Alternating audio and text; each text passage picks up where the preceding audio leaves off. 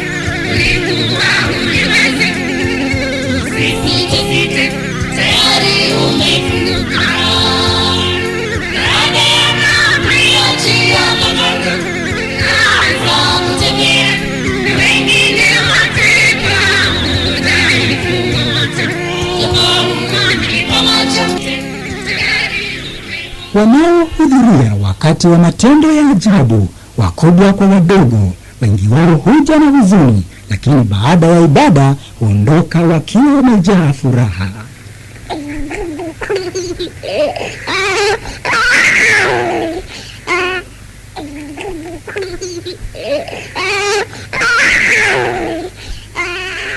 Kwa sababu hii, maelfu ya watu humiminika katika kanisa hili kila Jumapili.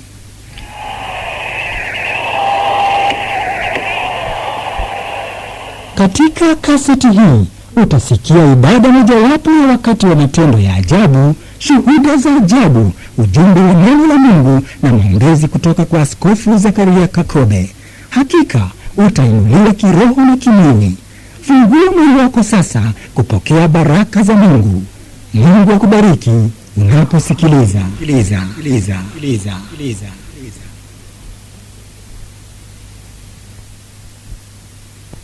Jina naitwa Deus Andrea, na penda kumshukuru Mungu jinsi ambavyo amenitendea mambo makubwa.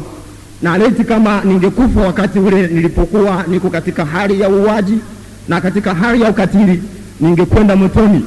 Lakini unasema Deus Andrea ulikuwa jambazi. Hebu labda ufafanue kidogo, ujambazi wako ulikuwa unahusiana na nini Deus? Vizuri sana. Ujambazi wangu niliokuwa nikiufanya, nilikuwa ninahusika katika kikosi kimoja ambacho kiliitwa 11 Misri, na kikosi hiki kilikuwa tunakwenda huku na kule tukifanya uvunjaji. Sehemu moja inaitwa Mdaura, njia panda ya kwenda Morogoro, ukitoka Chalinze ndio nafika sehemu hiyo.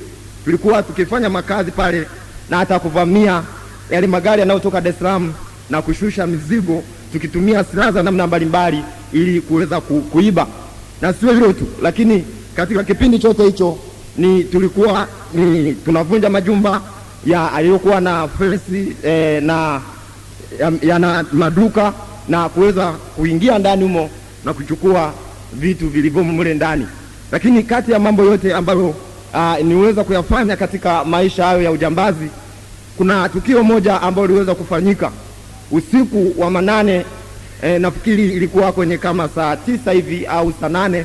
Tuliweza kukutana na kijana mmoja ambaye yeye hatukuelewa alitokea wapi, lakini kwa sababu sisi tulikuwa ni watu zaidi ya 10 hivi, tuliweza yule jamaa kumzuru na hata mmoja akawa amempiga rungu. Lakini baada ya kuwa amempiga rungu, na mimi nilihusika, nikarusha silaha ambazo nilikuwa nazo, na silaha moja wapo ambayo nilitembea nayo siku ile ilikuwa ni nondo na kisu ambacho nilikuwa nimekichomeka upande wa kulia. Yule jamaa nikawa nimempiga nondo, akawa ameanguka chini, na baada ya kuwa ameanguka chini, sasa yule jamaa tukawa tumeona kama katika eneo letu lile ambalo tulikuwa tunafanya makazi, tukaona sasa tumesha haribu, kwa sababu kama maskari wakija au sio maskari, majirani wa pale wanaweza kukamata wakati wote. Kabidi yule tumbebe usiku, na baada ya kuwa tumembeba sasa tukaenda kumpeleka katika eneo ambalo liko mbali kabisa na sehemu hiyo. Sasa baada ya kuwa tumefanya tukio hilo, tukawa sasa tumetawanyika. Baada ya kuwa tumetawanyika, hatukujua yaliyoendelea kesho yake, kwa sababu hatukuweza kufuatilia. Tulikuwa na mambo mengi ambayo tulikuwa tunakabiliana nayo kwa kipindi hicho. Na tukio la pili, katika hatua zote hizo tulikuwa nikizifanya au tulizokuwa tukizifanya, nisingeweza kabisa kufanya hivyo bila kuvuta bange. Na sielewe kama kuna mtu yote leo ambaye atakuwa anavuta bange kama mimi nilivyokuwa navuta kipindi kile, kwa sababu bange yangu nilikuwa navuta mimi nikiingia maskani nitaeleza kwamba mimi nataka bange, lakini wao wenyewe walikuwa wanafahamu kwamba mimi sivuti bange 2, navuta bange 5 kwa pamoja, na wanisokotei kwenye kati kwenye zile inaitwa rizla ambazo wanatengeneza, wanatoa kwenye fedha au kwenye lile ganda la sigara la ndani, wanalitengeneza vizuri, hatimaye sasa wanakuwa wanasokotea humo. Lakini mimi sikutaka wanisokotee humo, kwa sababu ule ukali wa ile bange nilikuwa naona baada utoshi. Kwa hiyo lazima sasa wanitengenezee kwenye karatasi lile la kaki, na baada kuwa wamenitengenezea sasa, nitakuwa na phantom kubwa na nitakaa pembeni kwanza navuta. Na baada kwa sasa nimevuta, nikitoka hapo na nisingejali mrefu wala mfupi, kwa sababu wote nilikuwa naona ni wafupi wakati huo nikishavuta. Na ukishavuta bangi boss, kila mtu mrefu na mwana mfupi. Nimekuwa katika maisha ya jinsi hiyo, na hatimaye boss imekuwaje? Kwa sababu mpaka sasa hivi wewe ni jambazi bado. Mimi hapa nilipo sasa hivi namshukuru Mungu, kwa sababu hata ndio mara yangu ya kwanza kushuhudia hapa, lakini nimekuwepo hapa muda mrefu, kwa sababu nimeokolewa tarehe 13 mwezi wa 10 mwaka 97. Kwa hiyo kuanzia wakati huo, kwa sababu nilitumikishwa sana huko nyuma, lakini nikamwambia shetani, sasa lazima utashika adabu, kwa sababu mimi sasa hivi nimebadilika baada ya kukutana na Bwana Yesu. Sikutaka mchezo kabisa na dhambi aina yote, na nikawa nimebadilika kwa namna ambayo sio kwa kawaida. Hata wale ambao nilikuwa nao katika kikosi kimoja, nimejaribu kuwaleta hapa, kwa sababu bado wao wanagangania na kuzishikilia zile dhambi, lakini nimewaleta hapa. Siku ile ya kurejesha kondoo, alikuwepo jamaa yangu mmoja aliyeitwa Peter Toshi, na mwingine alikuwa anaitwa Karabui, na mwingine alikuwa anaitwa Mwamvoa.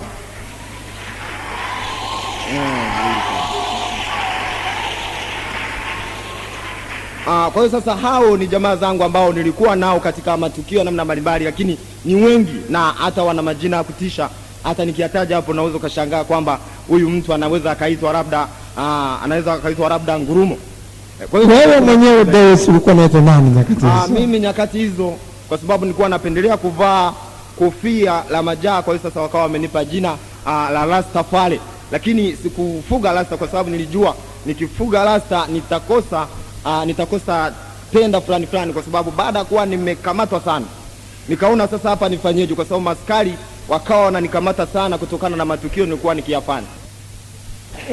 Unaweza kuona Deus ikianza kuzungumza ni mpaka asubuhi, lakini Yesu amembadilisha.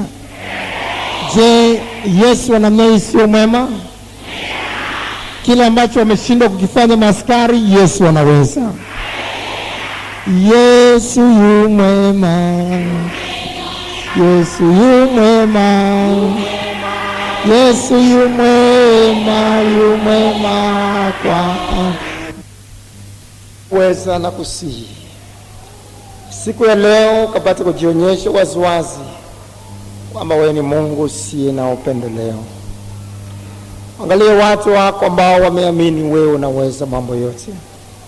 Ukuu wako na uwezo wako basi ukaonekane ukijidhihirisha kwa mmoja mmoja kwamba wewe ni Mungu muweza yote. Neno fupi ikajenge imani kwa watu wako, na kwa imani hiyo kila mmoja akapata kupokea ishara na miujiza ambayo kwayo wataweza kuikumbuka katika jina la Yesu. Amen.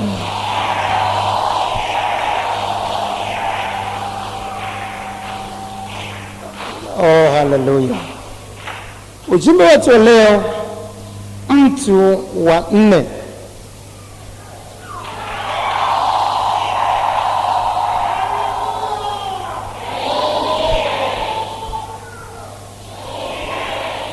Piga kelele, mtu wa 4.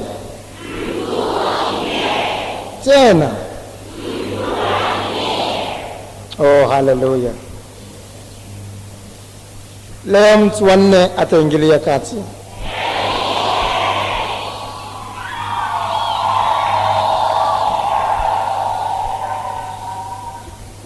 Kulingana na historia ya Biblia,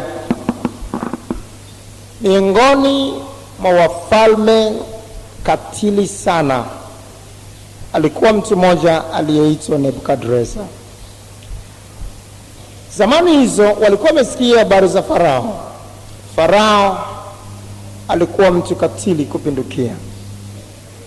Wana wa Israeli waliteswa bila huruma kwa miaka iliyopata 430,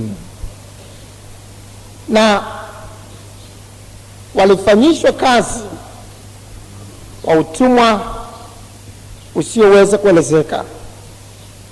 Na pale ambapo walijaribu kuomba kwamba wapumzishwe katika kazi hizo, waliongezewa kazi, mizigo yao ikaongezwa. Walilia kwa miaka mingi, wazee na watoto, hakuna aliyewasaidia. Farao hakuwa na huruma hata kidogo. Mara kadhaa aliripotiwa kuweza kuwaua watoto wadogo kwa sababu ya mtu mmoja tu. Na wakati wa kuzaliwa kwa Musa, alitoa amri kwamba watoto wote wa kiume waweze kuuawa. Ni kwa sababu alikuwa katili kupindukia. Sasa basi, baada ya mfalme huyu katili Farao, ikapita miaka kadhaa mingi, na watu wakawa katika historia wakizungumza wewe ni katili kama Farao. Wakizungumzia ukatili, basi watazungumza kama Farao. Lakini alipotokea mfalme huyu Nebukadreza, yeye akasema ana uwezo wa kufanya ukatili kuliko ule wa Farao. Akajisifia ukatili, akaanzisha mateso ya moto ambayo hayakujulikana kabla wakati huo. Akatengeneza tanuru maalum la moto. Tanuru hili lilikuwa maalum la kuwachoma watu kama mishkaki. Na pale alipoona mtu mmoja ameweza kufanya yale ambayo hakuona mema, basi aliamuru kwamba mtu yeye aweze kutupwa katika tanuru la moto. Watu walikusanywa wakaweza kumwangalia mtu huyo akipelekwa kwenye moto. Moto ulikuwa mkali sana, hakuna ambaye angeweza kusogelea moto ule wa tanuru ambalo iliandaliwa na Nebukadreza, kiasi kwamba waliandaliwa watu wenye nguvu ambao waliweza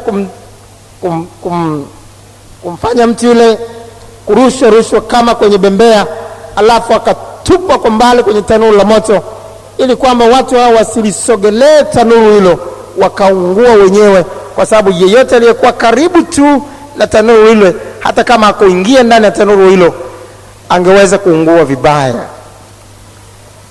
Kwa hiyo akaogopa sana Nebukadreza. Kulikuwa hakuna mtu yeyote ambaye aliyethubutu kusema lolote wakati huo kwa kuogopa moto. Sasa hatimaye watu wakawaona watu hao watatu, Meshach, Shadrach na Abednego. Walikuwa ni watu waliojaa imani sana. Imani kwa Mungu wao ikawaudhi watu wengine hawa, wakaanza kuwachongea kwa mfalme Nebukadreza ili yamkini wao nao waingie katika tanuru hilo la moto na kuuawa. Hatimaye baada ya uchongezi huo, kweli Meshach, Shadrach na Abednego wakakamatwa. Ikaelezwa kwamba hawakuweza kuabudu miungu ambayo iliagizwa waiabudu na kuitukuza kama ilivyopasa wakati wa mfalme Nebukadreza. Wakashikwa, wakaambia, nyinyi watu, miaka yote imekuwa mnasikia habari za tanuru la moto. Mnataka kuleta mambo gani sasa? Mtatupwa katika tanuru la moto. Itakuwa ni wakati wenu wa mwisho. Miaka yote hiyo hakuna aliyewahi tupwa katika tanuru la moto akatoka. Kwanza, kabla ya kumtupa mtu katika tanuru la moto, walimfunga kamba, alafu akamtupa. Kwa hiyo alipokuwa katika tanuru asingeweza kujitetea vyovyote kutoka katika tanuru hilo. Sasa wakawa naandaa sasa jinsi ya kuwafunga ili wawatupe katika tanuru hilo. Biblia inasema katika Danieli sura ya 3 mstari ule wa 13 kuendelea, basi Nebukadreza akatoa amri kwa hasira na ghadhabu, waletwe hao Shadrach na Meshach na Abednego. Basi akawaleta watu hao mbele ya mfalme. Nebukadreza akajibu akawaambia, enyi Shadrach na Meshach na Abednego, je, ni kwa makusudi hata mtumikii Mungu wangu wala kuisujudia sanamu ya dhahabu niliyoisimamisha? Basi sasa, kama mkiwa tayari, wakati mtakapoisikia sauti ya panda na filimbi na kinubi na zeze na santuri na zomari na namna zote za ngoma, kuanguka na kuisujudia sanamu niliyoisimamisha ni vema. Bali msipoisujudia, mtatupa saa hiyo hiyo katika tanuru iwakayo moto. Naye ni nani Mungu yule atakayewaokoa ninyi na mikono yangu? Ndipo Shadrach na Meshach na Abednego wakajibu wakamwambia mfalme, Nebukadreza, hatuna haja kukujibu katika neno hili.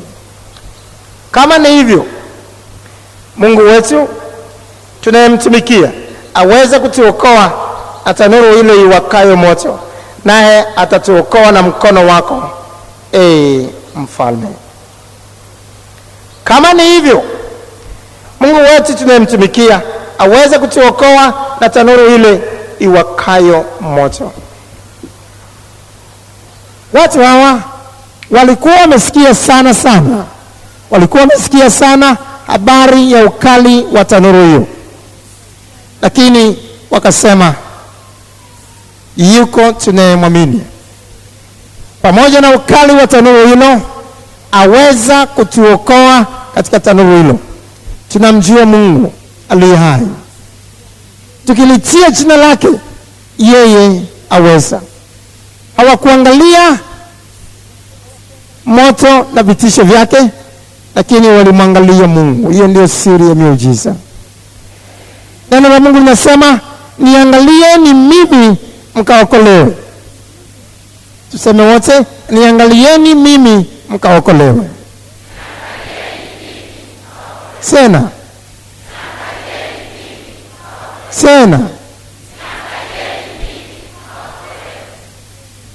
Mtu anayepokea muujiza, nisikilize kwa makini, anakuwa ni mtu yule ambaye haliangalii tatizo lake, haangalii ugumu wa tatizo lake, lakini anaangalia uweza wa Bwana Yesu, anaangalia uweza wa Mungu.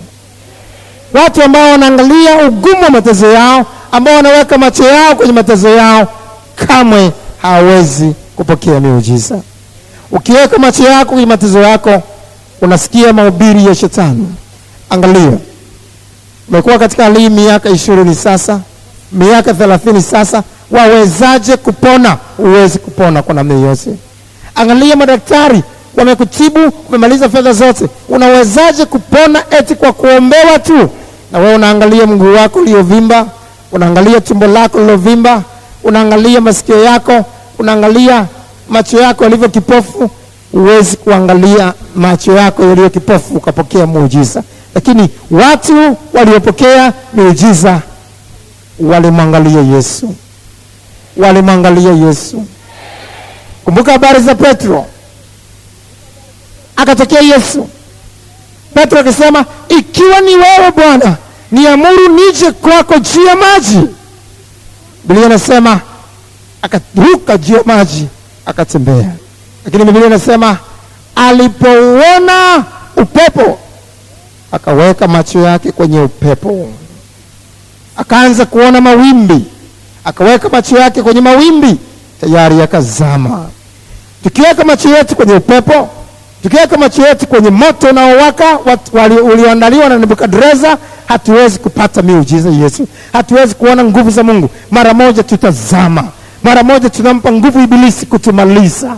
Meshach, Shadrach na Abednego hawakuangalia nguvu ya moto, hawakuangalia tanuru la moto, lakini walimwangalia Mungu aliye hai. Utamwangalia Mungu aliye hai jioni leo? Utamwangalia Mungu aliye hai jioni leo? Utamwangalia Mungu aliye hai jioni leo? Toa mawazo yako kwenye kansa, yatoe macho yako kwenye utasa jioni leo, yatoe macho yako kwenye tatizo, yaweke macho yako kwenye Mungu anayeweza mambo yote. Anaweza mambo yote, anaweza mambo yote.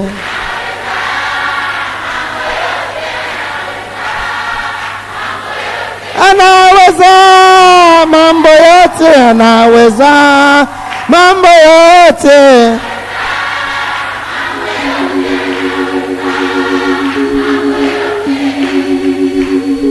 Mtu anaimba namna hii hakuwa anaangalia matatizo, lakini aliyepuza matatizo akaweka pembeni, akamwangalia Mungu mwenye uweza wote, akamwangalia yeye anayeweza yote. Akakumbuka huyu ndiye Mungu aliyeumba mbingu na nchi na vyote vilivyomo, akaumba wanadamu, akaumba wanyama walioko misituni na baharini.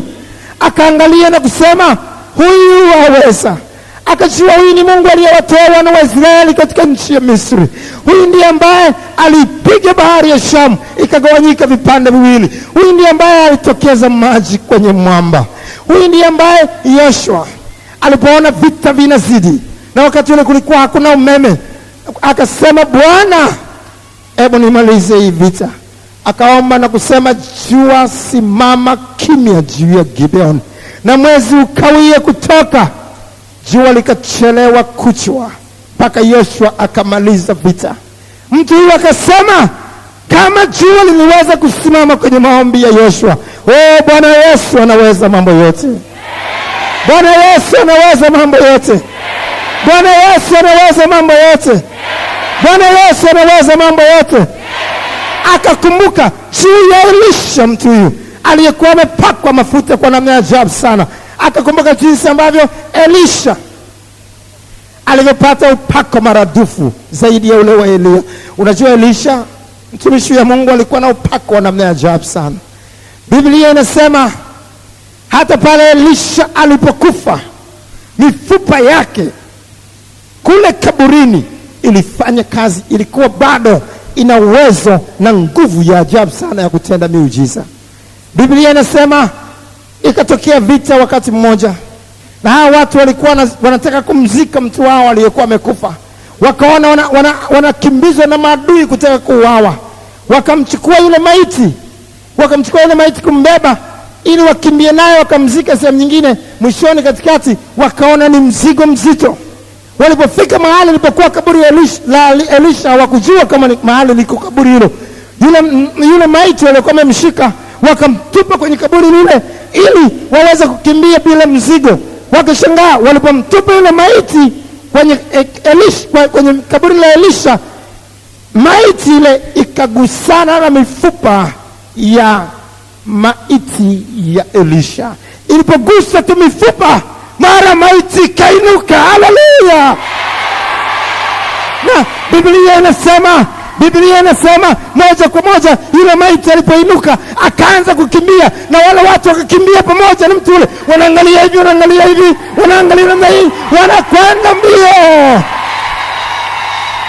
Na Meshach, Shadrach na Abednego walikuwa wamesikia habari za Elisha, walikuwa wamesikia habari za mtu ambaye alikuwa maiti, na kwa kugusa mifupa tu akaweza kufufuka. Wakasema, Nebukadreza, Mungu tunayemwamini aweza kutuokoa katika moto ule. Haleluya!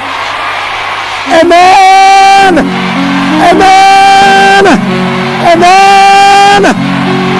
Meshach, Shadrach na Abednego walisikia habari za Elia, mtu ambaye aliweza kuomba mvua isinyeshe. Akasema mvua wala umande havitakuwako. Havikuwako moja kwa moja. Ukawa na njaa kali. Alafu wakakumbuka kwamba Elia alikwenda kwenye kijito. Alipokwenda kwenye kijito,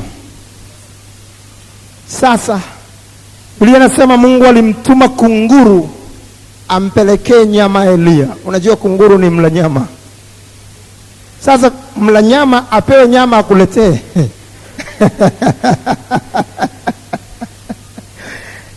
Meshach, Shadrach na Abednego wakajiuliza, huyu mla nyama anapewa nyama anaifikisha kwa Elia, Elia anakula. Wakasema Bwana aweze kutuokoa katika moto. Amen, amen. Wakasema Bwana aweze kutuokoa katika tanuru ya Nebukadreza. Wakapuuza tatizo, wakaupuuza ule moto, wakaangalia, wakazikumbuka ajabu za Mungu. Wakasema Bwana aweza, Bwana aweza, Bwana aweza, Bwana aweza. Siona leo yuko Bwana asiyebadilika mahali hapa. Wangapi wanaamini? Unajua Biblia inasema katika mistari inayofuata, Meshach, Shadrach na Abednego wakafungwa kamba. Alafu watu hawa wakapiga kwa bembea namna hii, wakawatupa kwenye tanuru la moto. Biblia inasema moto ule ulikuwa umechochewa mara 7 kwa ukali, lakini kiasi kwamba watu hawa waliowatupa wao ule moto ukawapata, ukawaharibu, ukawararua, ukawaua. Lakini Meshach, Shadrach na Abednego mle ndani ya moto wakawa wanatembea ndani ya moto.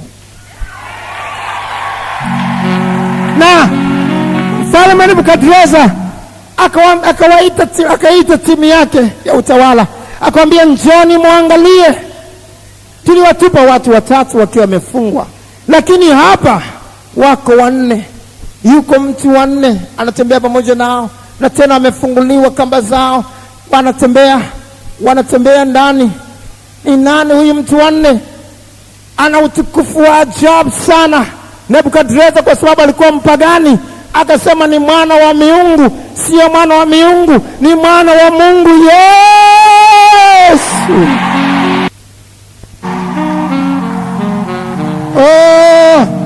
Pale ambapo tunajua hakuna tatizo la kumshinda Bwana Yesu, tunamkaribisha mtu wa nne kuja katikati yetu. Pale ambapo tunasema anaweza mambo yote, hatuangalii matatizo, tunamkaribisha mtu wa nne kuondoa tatizo letu kwa ghafla. Mtu wa nne yuko hapa jioni leo. Mtu wa nne yuko hapa jioni leo. Awe yote ambaye anaweza kusema jioni leo, Mungu ninayemwamini, Yesu ninayemwamini, aweze kuniokoa katika tanuru ya moto ya Nebukadneza. Leo ataokolewa. Leo ataokolewa. Leo ataokolewa. Leo ataokolewa.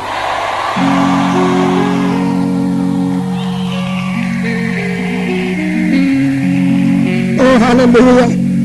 Mtu wa nne anaanza kufanya kazi sasa hivi. Awa yote yuko hapa ambaye masikio yake yote hasikii au sikio moja halisikii, sasa hivi atoke kwenye kiti chake, anakuja madhabahuni, atakutana na mtu wa nne papa kwa papa sasa hivi.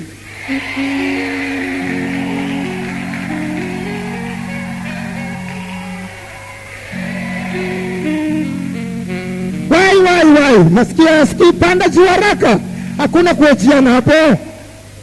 Wahudumu, tuache kuejiana. Mtu yote na masikio, panda juu moja kwa moja.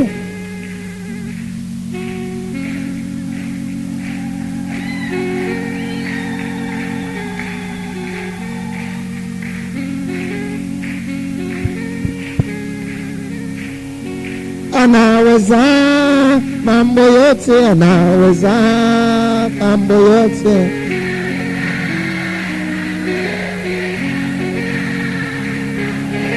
Anaweza mambo yote, anaweza mambo yote.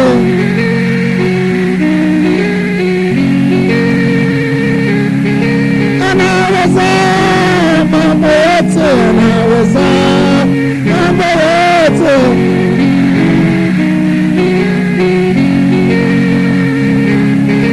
Anaweza mambo yote, anaweza mambo yote.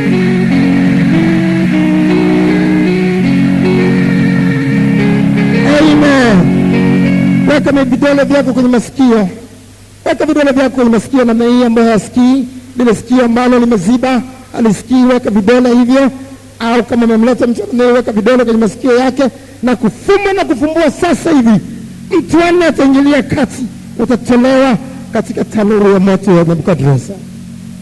Kwa jina la Yesu Kristo, mtu wa nne, njoo mahali hapa sasa. Yafungue masikio haya sasa na kwa ghafla. Na kila ambacho kimefanya masikio haya kuziba miaka nenda rudi, masikio haya yafunguke ghafla na watu wawe huru mbali na vifungo katika jina la Yesu. Amen. Tayari. Tayari. Tayari. Tayari. Tayari. Tayari. Tayari. Tayari. Hebu tuanze kufanya mazoezi hapo.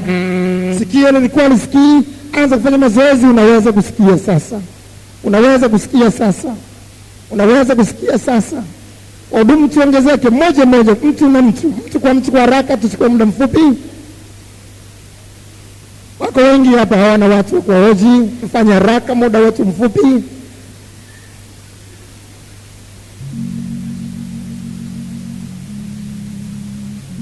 Tunaelekeza kutoa vidole kwenye masikio, alafu tunafanya mazoezi. Wote hapa, wote wanasubiri watu.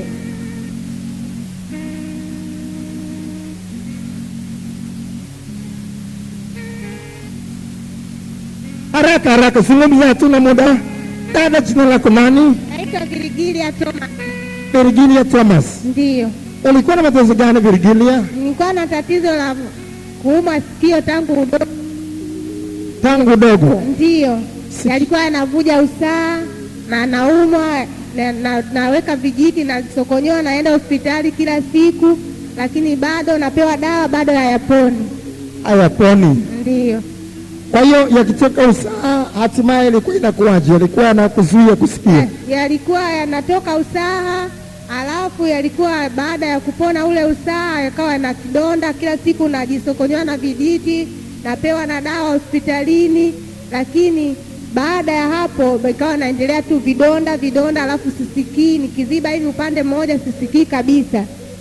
Tangu utoto wangu nikiwa umri wa miaka 8 hivi na kuendelea. Sasa una miaka mingapi? Sasa hivi na miaka 38. 38. Kwa hiyo karibu miaka 30. Ndiyo. Imekuwaje sasa hivi mtu wa 4 amefanya kazi, sikio limezibuka? Yaani baada ya kuomba hapa mtumishi wa Mungu, nilivyoweka mkono wangu kwenye sikio, baada ya kutoa tu nikasikia makelele yani ya ajabu sana. Kwa hiyo sikio ambalo lilikuwa lifanya kazi lilikuwa ni hili hapa, si ndio? Mkono wa kulia.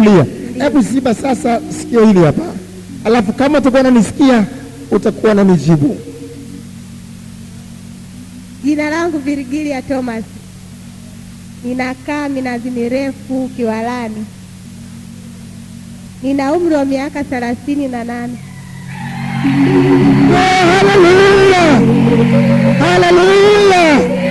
Haleluya! Bwana utuze muujiza wako katika jina la Yesu. Amen. Huyu naye amekuwa na tatizo gani? Ni kiziwi na bubu. Kiziwi na bubu. Nani anafahamu jina lake? Anaitwa nani? Anaitwa Eliza. Eliza. Naye amekuwa katika hali tangu utoto? Tangu kuzaliwa. Asikii wala zungumzi. Shetani amewatesa watu hawa na kuonea hivi. Amonea Eliza, amonea Doto na wengine hapa. Kwa jina la Yesu Kristo sasa ninakuamuru, mwachie Eliza. Huwezi kuna yeyote kumtesa.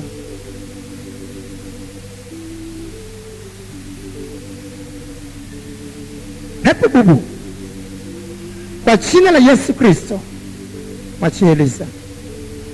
Mwachie Eliza. Kifungo ulichomfunga kwacho tangu utoto na kusema hawezi kuzungumza, hawezi kusikia, sasa kinakatiliwa mbali.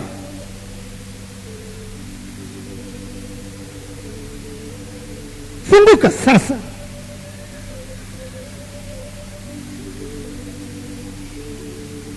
Ulimi uliofungwa, kifungo hiki sasa kilegee mara katika jina la Yesu.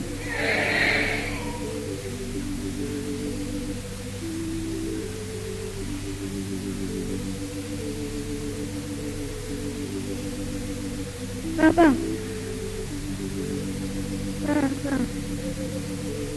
Yana mama.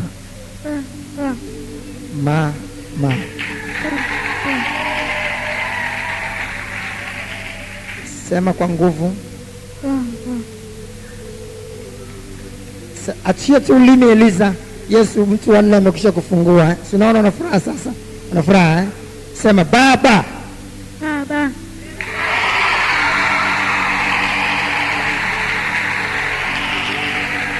Eliza, unaweza kuzungumza sasa, ajabu kabisa. Sema kwa nguvu, baba. Baba. Tena Eliza, baba. Baba. Tena Eliza, baba. Baba. Baba. Baba. Baba. Baba. Baba. Baba. Baba. Anaweza mambo yote, anaweza mambo yote.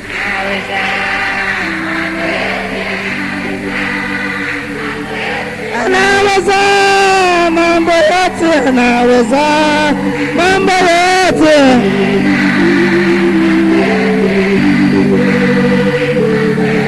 Anaweza. Na piga makofi sasa Elisa. Piga makofi. Mambo yote anaweza. Mambo yote anaweza. Anaweza. Mambo yote anaweza. Mambo yote.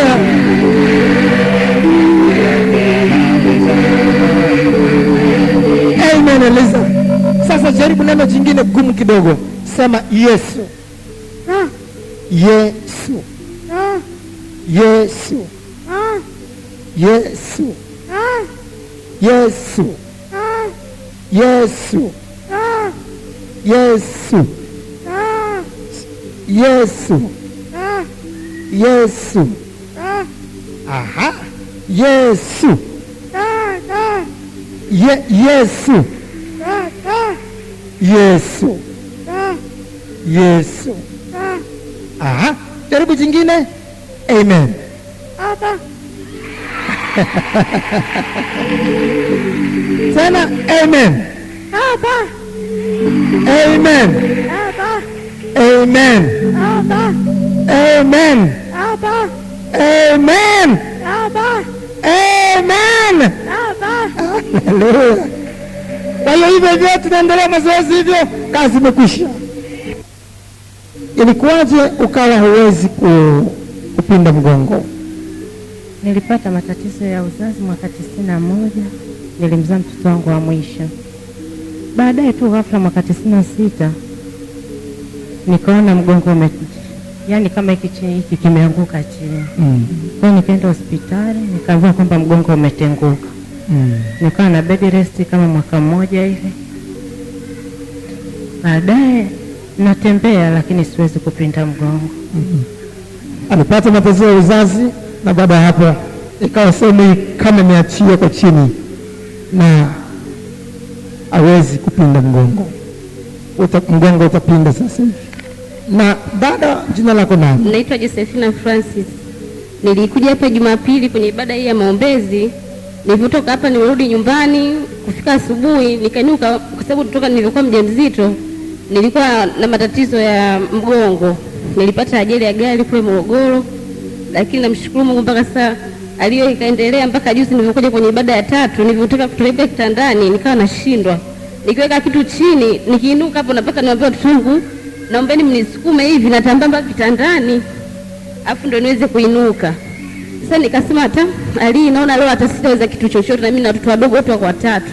Sina mtu yote kunisaidia kazi, mume wangu yuko mbali, niko mimi mwenyewe. Nikaenda mpaka kwa mchungaji Mbwambo kule nyumbani kwake, sikumkuta wala mke wake. Nikasema hapana, nilikuwa nashika kama 500. Nikasema nitafika mpaka Mwenge, nikaja mpaka hapa. Baada ya hapo nikamwona useni kwake, akanifanyia maombezi, ile hali ikatoweka. Nikaanza kufanya mazoezi kwenda chini kurudi juu, kwenda chini kurudi juu. Ile hali nikaona kidogo imepotea. Nikaenda nyumbani, nikasema ngoja na mimi nijaribu tena ya mazoezi. Nikasema hebu nijaribu kama nitaweza. Nikajaribu kidogo, nikisema hivi nasikia kitu cha twi. Sasa nikasema hata acha tu nikemee hali. Baada ya hapo asubuhi nimeamka tena nikaona tu mzima. Kwa kweli namshukuru Mungu sana mpaka hapa. Kwa hiyo wewe huna tatizo? Sasa hivi namshukuru Mungu limepona ile tatizo baada ya kuombewa. Haleluya. Yeye alikuja kushuhudia uponyaji wake. Bwana utunze uzima wako katika jina la Yesu. Nani ambaye bado ana tatizo la mgongo? Mimi tatizo la mgongo kuanzia muda mrefu tu, mara sehemu za shingo, mara mgongo. Ilikuja tu yenyewe? Kwa miaka labda mingi? Kama 5? Miaka 5. Ikianza kunilaza inanilaza, mara kifuani, mara kichwa, basi hivyo tu. Huwezi kupinda mgongo kabisa? Shida sana. Shida sana. Na ilikuwaje huwezi kupinda mgongo? Mimi nilikuwa naumwa mgongo tangu mwaka 77. Nilipofika 93 baada ya kuokolewa nikapona kabisa mgongo. Kuanzia mwezi Novemba mwaka juzi mgongo ukaanza tena taratibu. Lakini siku moja nikawa nahisi kwamba labda ni tatizo la mara moja tu. Ghafla tu Desemba tena nikajisikia siwezi kabisa mgongo. Hivi sasa niko Muhimbili, wameniambia kwamba lazima nifanyie operation. Wamekwambia lazima ufanyie operation? Kwa sababu kwenye vipendo vyangu vya nyama vimejiachia kabisa. Wanasema kumeachia kwenye pingili. Kwenye pingili kumeachia, kumeota nyama. Ndio tunakwenda kupima juzi kwenye CT scan. Wameniambia imejiachia. Sasa hivi zitatengenezwa na Bwana.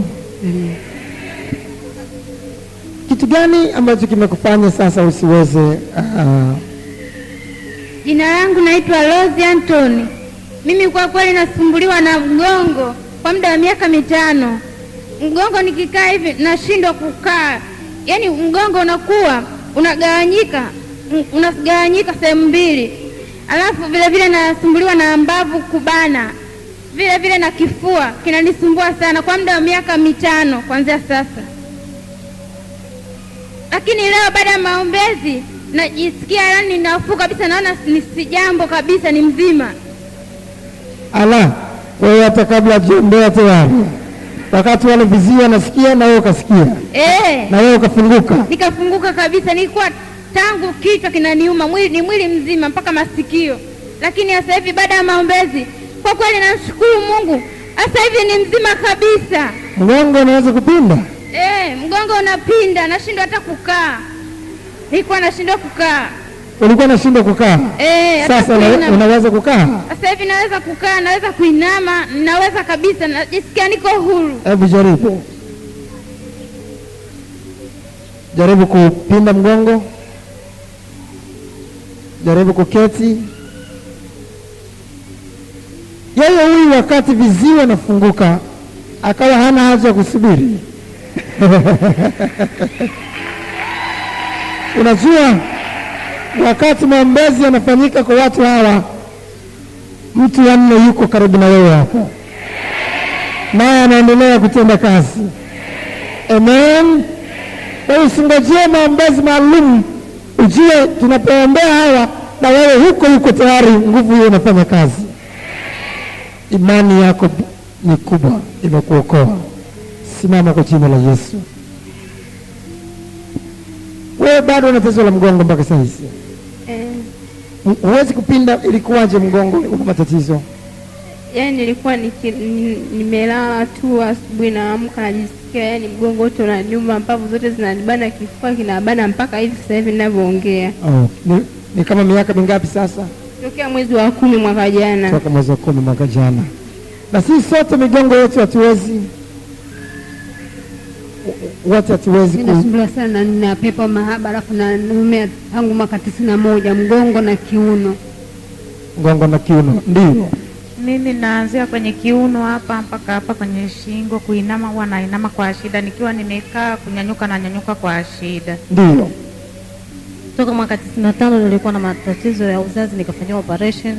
Kwa hiyo nikafanywa tena operation nyingine mwaka 96 na mwaka 97 tena nikafanywa operation.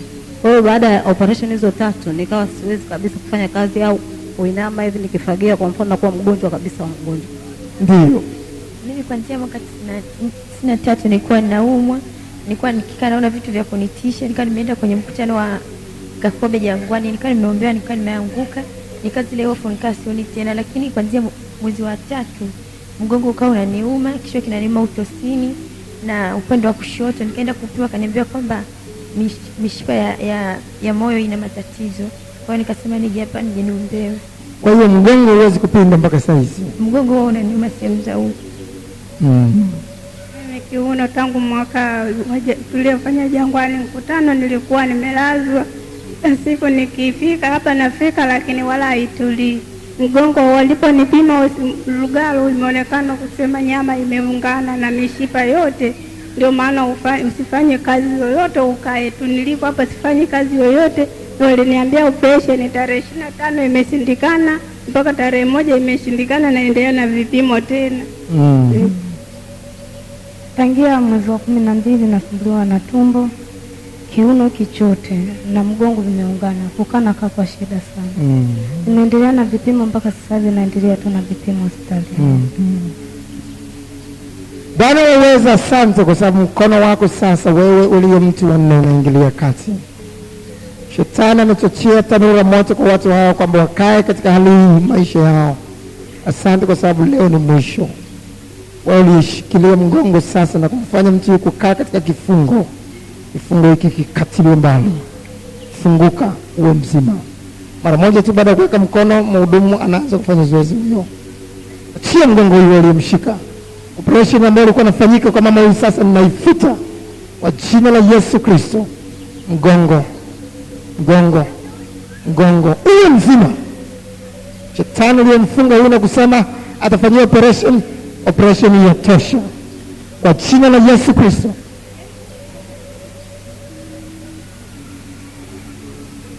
Let's kumtesa mtu huyu.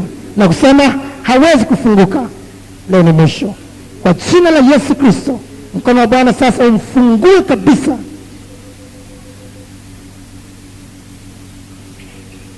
Funguka uwe mzima kwa jina la Yesu Kristo. Wewe uliyemshika mtu huyu, mwache haraka. Uwezi kumshika mgongo huyu na kusema atakaa katika hali hii wakati wote. Kwa jina la Yesu Kristo, sasa ni mwisho. Funguka katika mwili huu uwe mzima. Bwana, ganga kila mahali yainukapo, kila mahali kukae sehemu yake katika jina la Yesu. Funguka katika mwili huu sasa. Funguka katika mwili huu sasa. Achia mgongo. Achia mwili huu. Kwa jina la Yesu Kristo, uwe mzima. Funguka katika mgongo sasa. Kwa jina la Yesu Kristo, kifungo katika mgongo na kikatilia mbali. Kifungo katika mgongo na sehemu zote za mwili na kikatilia mbali. Funguka uwe mzima.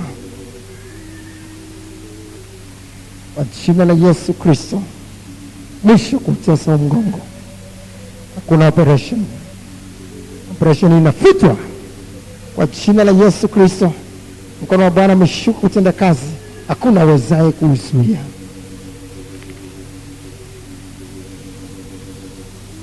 Hapo ulimshika mtu na kusema atabaki katika kifungo hiki mwisho leo.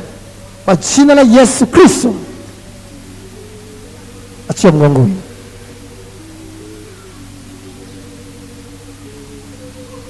Achia mgongo huu.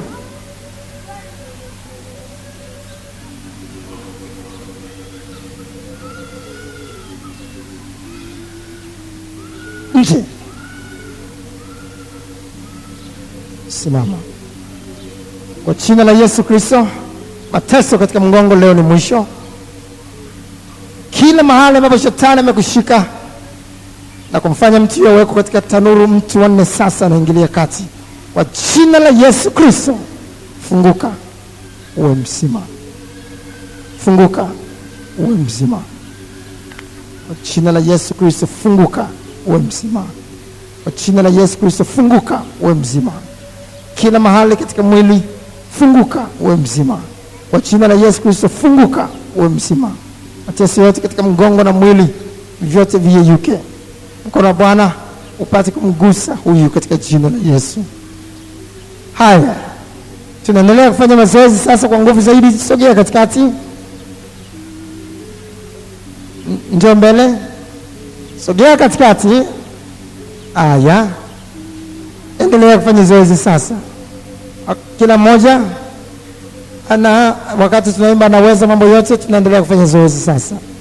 Anaweza mambo yote, anaweza mambo yote.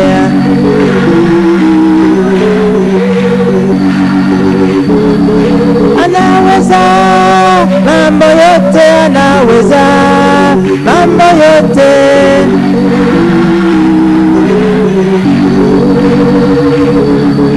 Kuponya mgongo wangu, anaweza mambo yote. Hii ni ajabu kabisa. Hata chumba changu yani